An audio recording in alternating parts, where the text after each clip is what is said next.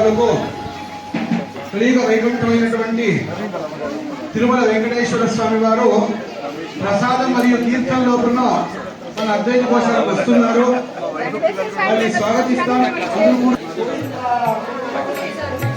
శ్రీనివాస గోవింద శ్రీ వెంకటేశ గోవింద వందన గోవింద ఇదం విష్ణుర్ విచక్రమే సమూఢమస్య కాలం తతో ధర్మాణి ధారయన్ విష్ణో కర్మాణి పశ్యతో ప్రదాని కస్మశే ఇంద్ర శ్రీ వెంకటేశ గోవింద తిరుమలవాస గోవింద.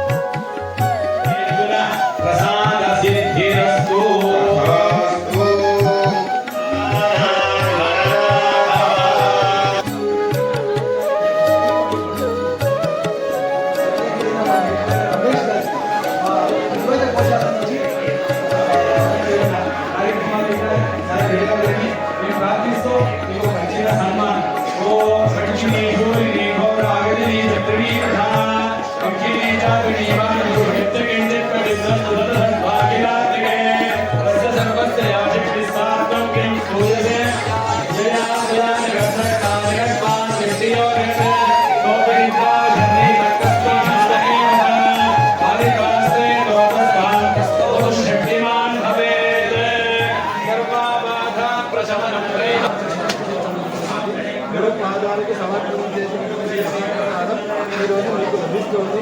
గురు అనుగ్రహం దైవానుగ్రహం ఎప్పుడూ సదా సన్నగా ఉండాలని ప్రార్థిస్తాం. సమర్పణ ఏమన్నా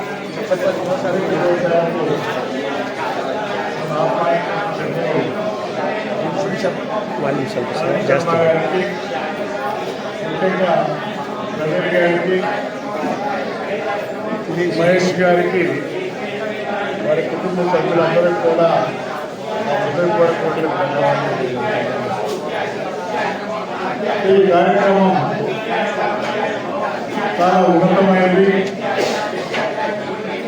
కార్తీక మాస సందర్భంగా ఈ దేశాల్లో పూజలకి ఆహ్వానించడం అదృష్టంగా భావిస్తున్నాం. చాలా సంతోషం. ధర్మాన్ని హిందుత్వాన్ని పరిరక్షించడమే కాకుండా గోమాత పూజలు చేయడం అనేది ఈ యొక్క మానవాళికమైన అందరూ కూడా శాంతి సుఖాలతో ఉండాలని, అంతేకాకుండా గోమాత పరిరక్షించడం కోసం గోవులను తీసుకొచ్చి వాటికి ఉన్నటువంటి ప్రాధాన్యత, గో పుట్టుక, గోవుకి సమాచారించేటువంటి మంత్రులను కూడా అందరికీ అర్థమయ్యేలా చెప్పడం, అంతేకాకుండా ఈ ప్రాంతంలో ఉన్నటువంటి అద్వైత గోశాల జన్మనాల గురించి అన్నారని మా పరంగా అవకాశం వస్తే తప్పనిసరి కూడా ఈ గోశాల అభివృద్ధికి వారి యొక్క సహాయ సహకారం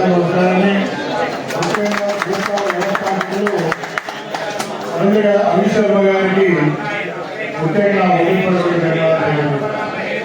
ఎందుకంటే చిన్న విషయం కాదు.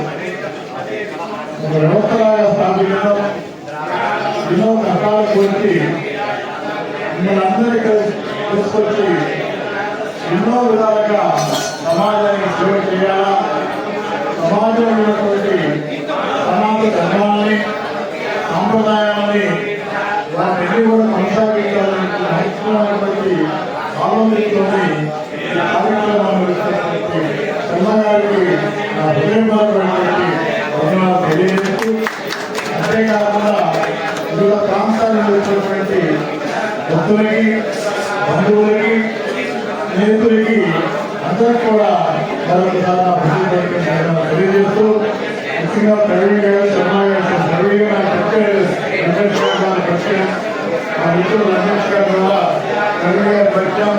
ఆ పరిచయం ఈరోజు మీకు తీసుకెళ్ళి సన్మానాన్ని చూడడానికి ప్రవీణ్ గారికి కూడా హృదయపూర్వక